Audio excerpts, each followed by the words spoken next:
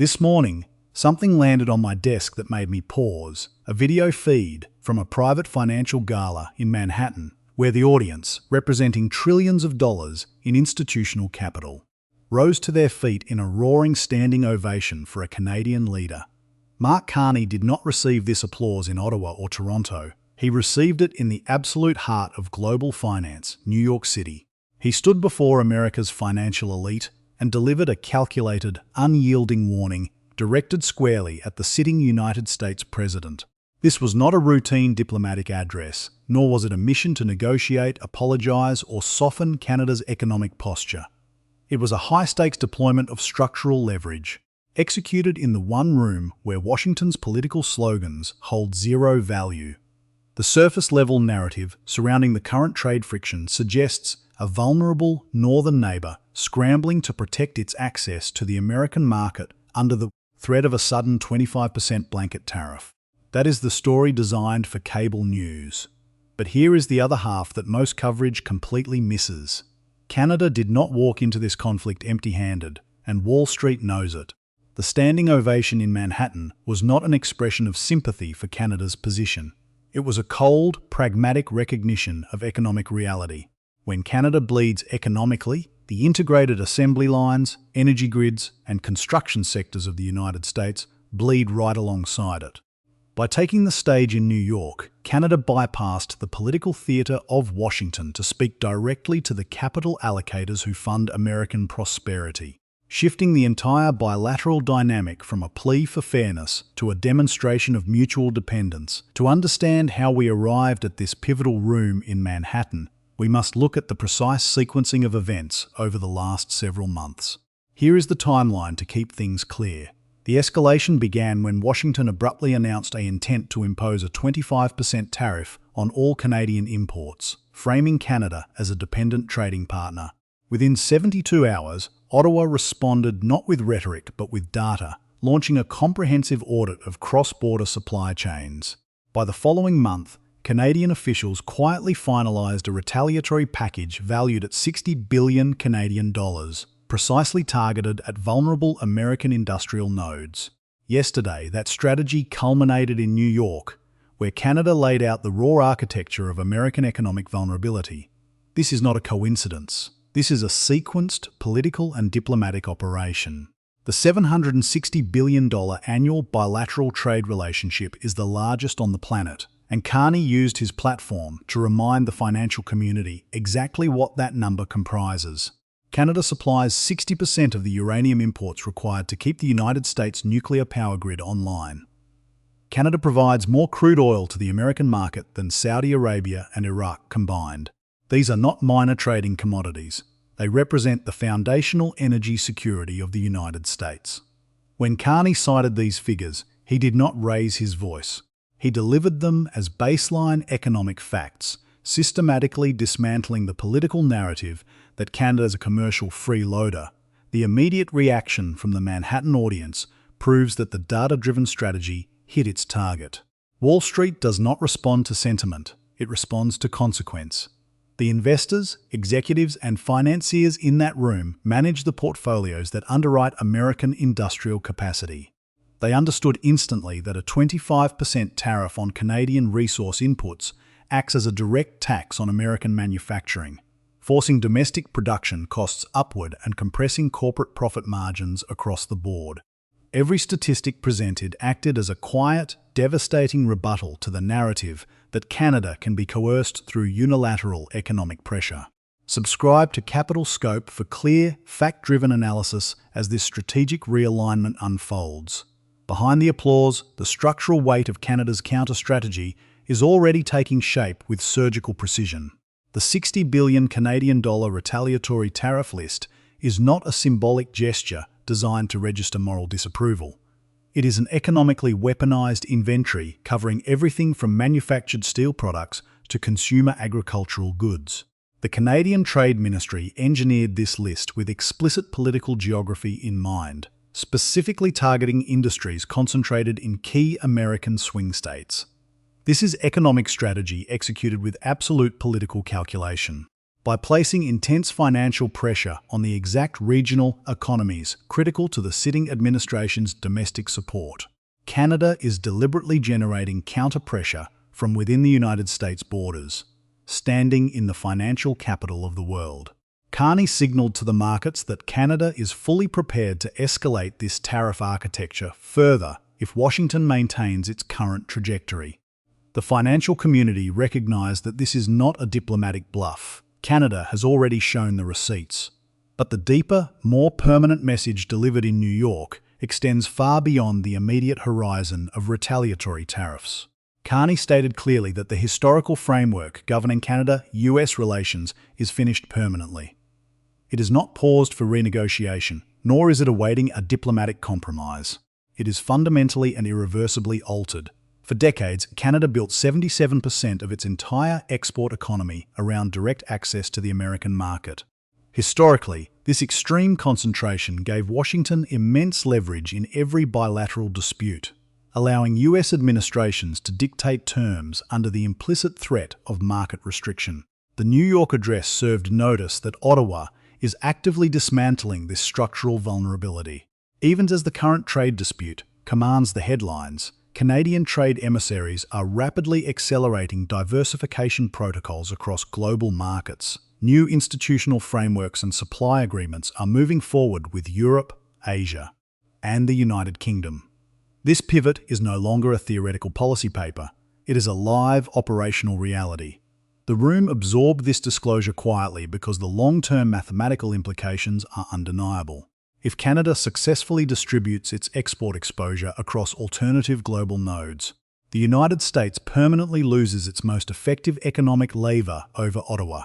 This is the profound strategic shift hiding beneath what looked like a routine address to investors. The applause occurred because the math works, and the optics of the venue make the message impossible for Washington to ignore. By selecting New York over a political forum, Canada sent a direct signal to the financial backers of the current administration's economic agenda. The data brought undeniable credibility into the lion's den, and the standing ovation confirmed that the argument landed with total clarity. Behind the scenes, the diversification strategy is already registering in critical global sectors. European markets are moving urgently to deepen trade ties with Canadian suppliers, while the United Kingdom has entered advanced, early-stage consultations regarding a comprehensive bilateral trade framework. Concurrently, major East Asian economies are turning their strategic focus toward Canada's vast uncommitted reserves of critical minerals. Canada possesses some of the largest global deposits of lithium, cobalt, and rare earth elements, the precise, non-substitutable materials required to sustain the global energy transition at industrial scale. As Washington pursues an inward-looking economic policy, Canada is systematically making itself the most vital strategic partner for the rest of the industrialized world. Carney used the Manhattan stage to articulate this transition publicly, reframing Canada from a defensive state reacting to American policy into an offensive actor advancing its own sovereign options. This completely upends the traditional junior partner dynamic. Canada is demonstrating the patience, the resource wealth, and the strategic clarity required to leverage its options globally. The standing ovation from America's financial elite indicates that the investment community is already recalibrating its assumptions regarding this bilateral conflict. The Canadian financial markets have already begun reflecting this renewed posture of sovereignty.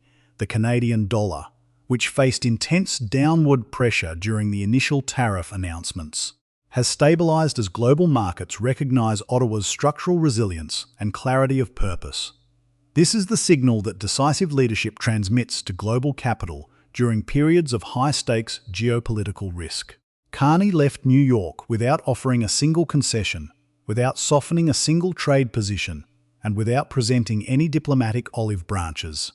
He returned to Ottawa with Canada's strategic leverage entirely intact. This outcome represents an initial structural victory. Canada entered this dispute as the presumed weaker party, with Washington expecting an immediate capitulation under the sheer weight of a 25% tariff threat.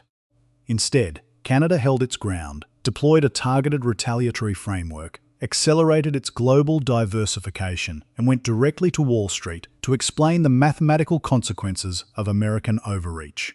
This conflict is no longer a simple dispute over tariff percentages. It is a test of whether strategic clarity, resource dominance, and precise international positioning can defeat raw economic coercion. Every nation within the G7 is watching this standoff intensely to see if unilateral pressure produces submission or systemic defiance. If Canada successfully maintains this line, it establishes a powerful precedent that will reshape middle power diplomacy globally. Yet, as the applause faded in that Manhattan hall, the most consequential question remained completely unanswered, pointing to a vulnerability that neither Washington nor Wall Street has fully factored into their economic models. The most consequential question remains unanswered, pointing to a structural vulnerability that neither Washington nor Wall Street has fully factored into their economic models. The unstated reality underlying that Manhattan standing ovation is that Canada's strategy does not rely on simple political defiance. It is anchored in a highly technical, aggressively sequenced policy architecture that is actively shifting continental power dynamics. What Carney laid out at the Economic Club of New York was the structural blueprint of an asymmetric economic defense. This policy framework is designed to exploit the exact transmission mechanisms that Washington intends to use for economic coercion, turning continental integration into a direct limit on American executive power. To understand how this defensive architecture functions under intense pressure, we must dissect the precise, operational layers of the policy package Carney's government has deployed. This is not a generalized trade dispute. It is a highly calculated, multi-tiered economic mechanism. The strategy breaks down into three distinct, interconnected components that target America's financial vulnerabilities. First, the architecture relies on a strict, data-backed policy of targeted supply chain interdiction. The Canadian government did not simply draft a list of retaliatory tariffs to match the 25% headline figure announced by the United States. Instead, Ottawa engineered a precision grid targeting intermediate industrial inputs, goods that American manufacturers require to assemble final products. By restricting or heavily taxing the export of highly specialized components, processed aluminum, and primary steel, Canada is effectively injecting inflation directly into the American industrial supply chain. This mechanism functions by exploiting a structural asymmetry. While the United States is a massive consumer of final goods, its domestic manufacturing base remains highly dependent on Canadian primary materials to sustain daily operations. Second, the package introduces an aggressive domestic capital mobilization strategy designed to offset American tariff pressure through sheer financial scale. While standing in New York, Carney announced that Canada is actively catalyzing $1 trillion Canadian dollars in targeted domestic investments over the next 5 years. This capital is being directed into 4 strategic pillars: energy infrastructure, advanced transportation networks, data processing, and continental defense. To facilitate this massive capital deployment, Ottawa implemented a productivity superdeduction.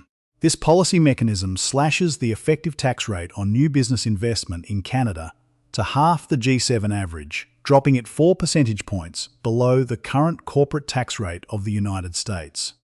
This is a deliberate, highly technical maneuver to draw global capital away from the American market and into Canadian sovereign infrastructure, shielding the domestic economy from foreign shocks while building long-term industrial capacity. www.em-she.ca. Third, the final component of this architecture is the institutional weaponization of the upcoming United States-Mexico-Canada Agreement mandatory review.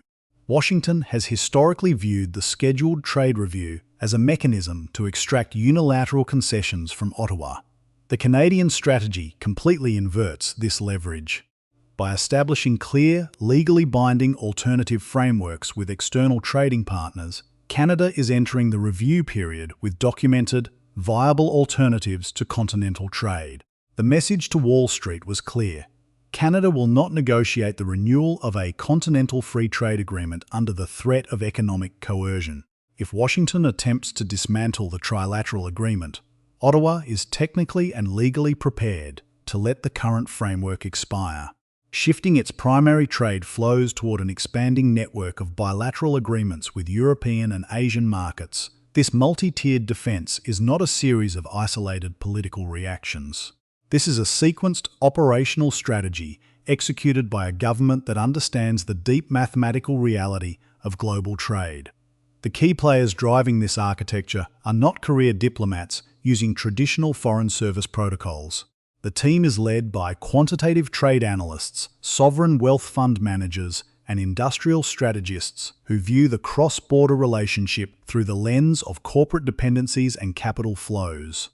They have mapped every single tariff line, every logistical bottleneck, and every industrial vulnerability across the American Midwest and South.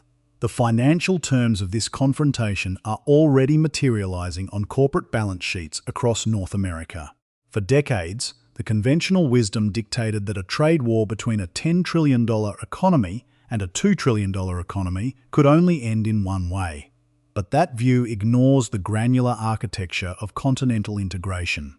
Over 70% of Canadian exports to the United States are integrated directly into American supply chains before they ever reach a retail consumer. This means that a blanket 25% tariff does not function as a toll on a foreign adversary. It operates as an immediate compounding tax on domestic American production. By forcing Wall Street to look at the raw data, Canada demonstrated that the financial cost of this strategy will be borne primarily by American corporations and American consumers. CTV News This Reality explains why Carney's rhetoric in Manhattan bypassed typical diplomatic platitudes and focused squarely on strategic autonomy, the historical baseline where Washington held all the cards because it absorbed the vast majority of Canadian exports is being systematically dissolved. The deployment of the productivity superdeduction proves that Ottawa is no longer content to act as a passive resource repository for American industry. By lowering the cost of capital below American levels, Canada is turning itself into an aggressive competitor for the very global investments that Washington is trying to reshore through protectionist policies. What this means for the broader geopolitical landscape is a total realignment of continental leverage. The traditional framework of North American trade was built on the assumption of permanent Canadian compliance. By demonstrating that Canada can and will divertilize its sovereign resources toward alternative global markets, Carney has fundamentally altered the negotiating table before the trade review even begins. This is economic strategy executed with the cold precision of an institutional asset manager. The standing ovation from the financial elite was not an endorsement of Canadian political values. It was an acknowledgement that Canada has built a defensive architecture that cannot be breached without inflicting severe systemic damage on the economy of the United States. As global markets absorb the technical reality of Canada's position, the focus shifts entirely to how Washington will navigate this self-inflicted industrial bottleneck. The strategic calculation made by the Canadian government has effectively forced a wedge between the political ambitions of the White House and the operational realities of Wall Street. Subscribe to Capital Scope for clear, fact-driven analysis as we continue to track the hidden architecture of this continental power shift. The financial mechanics have been set in motion, the capital is moving, and the true cost of Washington's trade policy is about to be realized in the most volatile sectors of the global economy. The strategic architecture deployed in Manhattan reveals that Canada is no longer playing a defensive game of diplomatic damage control. It has constructed an asymmetric economic framework designed to turn continental integration into an absolute limit on American executive overreach. By pairing targeted supply chain interdiction with a massive internal capital mobilization strategy, Ottawa has fundamentally shifted the baseline of bilateral negotiations, forcing Wall Street to openly acknowledge that the financial costs of Washington's tariff policy will be borne primarily by American industry, the zooming out to the broader strategic horizon. This confrontation marks the definitive end of the post-Cold War era of North American relations. For nearly 4 decades, the bilateral relationship operated under a predictable, rules-based framework where economic integration was treated as a self-evident mutual good. Disputes were channeled through formalized legal tribunals, and political volatility rarely disrupted the daily movement of hundreds of billions of dollars in cross-border trade. That era is finished permanently. We have entered a highly fragmented geopolitical landscape where integration itself has been thoroughly weaponized. The traditional baseline, where Canada acted as a compliant, passive resource repository entirely dependent on the consumption capacity of the United States market, is being systematically dismantled by an escalating requirement for genuine sovereign autonomy. The Guardian, this structural shift carries immense implications for global alliances and the specific sectors underwriting continental security. In the energy domain, Canada is aggressively asserting its status as an indispensable energy superpower. The old paradigm treated Canadian crude oil, natural gas, and hydroelectricity as captive assets bound exclusively to American industrial centres. Today, Ottawa's accelerating diversification protocols mean that the foundational energy inputs required to power the American manufacturing core and to fuel the exploding infrastructure of artificial intelligence data centres are now being explicitly tied to strategic reciprocal concessions. Canada's electricity exports alone represent the energy equivalent of 10 Hoover dams, a massive baseload that the United States cannot replicate domestically without years of intensive capital expenditure and severe inflationary friction. CBC Show 1. In the defence and critical minerals sectors, the transformation is even more acute. As Washington attempts to pull the United States inward behind protectionist walls, it faces a profound structural bottleneck. The global clean energy transition and the modernization of aerospace logistics cannot proceed without reliable access to raw inputs at an industrial scale. Canada holds some of the world's most extensive, uncommitted reserves of lithium, cobalt, nickel, and rare earth elements. By weaving a dense, independent web of international supply partnerships with the European Union, the United Kingdom, and major East Asian economies, Ottawa is effectively transforming these non-substitutable natural resources into geopolitical leverage. The strategic reality is clear. If Washington forces an economic rupture, Canada is positioned to reallocate its primary resource streams toward alternative global nodes, permanently degrading the raw material security of the United States. Furthermore, this pivot completely reshapes the continental defense matrix. The long-standing geographic reality of the Arctic is no longer an isolated, frozen frontier. It is now an active theatre of intense global competition. Canada's deliberate investments in northern surveillance, sovereignty enforcement, and maritime infrastructure are designed to project independent capability. Ottawa is demonstrating that a stronger, more autonomous Canada is a far more capable ally than a subordinate partner weakened by unilateral trade penalties. The message delivered directly to the capital allocators of Wall Street was a masterclass in macroeconomic realism. A country that cannot independently fuel, feed, or defend itself cannot guarantee continental security for its neighbours. iPolitics This presents a stark contrast to the pre-Trump era of Canadian foreign policy. Historically, Canadian administrations responded to protectionist shifts in Washington by sending frantic diplomatic delegations to petition for exemptions, operating under the assumption that historical goodwill and shared cultural values would ultimately protect the trading status quo. That passive approach has been discarded entirely. The current strategy is defined by a cold calculation of market vulnerabilities and a total absence of diplomatic sentimentality. Canada is no longer asking for fair treatment from a position of commercial vulnerability. It is dictating terms based on its ownership of the physical inputs that keep the American economy operational. This is the transition from a defensive middle power to an offensive strategic player that understands exactly how to leverage its structural position on the global chessboard. The global community is watching this standoff with intense attention, because the outcome will define the limits of economic coercion in the modern era. Middle powers across Europe and Asia are studying Canada's blueprint to see if strategic resolve, resource dominance, and aggressive market diversification can successfully neutralize unilateral tariff pressure from a dominant trading partner. If Canada maintains this line without fracturing, it establishes a powerful international precedent. signaling that economic interdependence can function as a highly effective shield against geopolitical bullying. The financial mechanics have been set in motion. The alternative trade frameworks are accelerating. And the true cost of continental economic warfare is about to be realized in the most volatile sectors of the global market. All eyes are now turning to the critical milestone rapidly approaching on the immediate horizon, the upcoming mandatory trilateral trade review.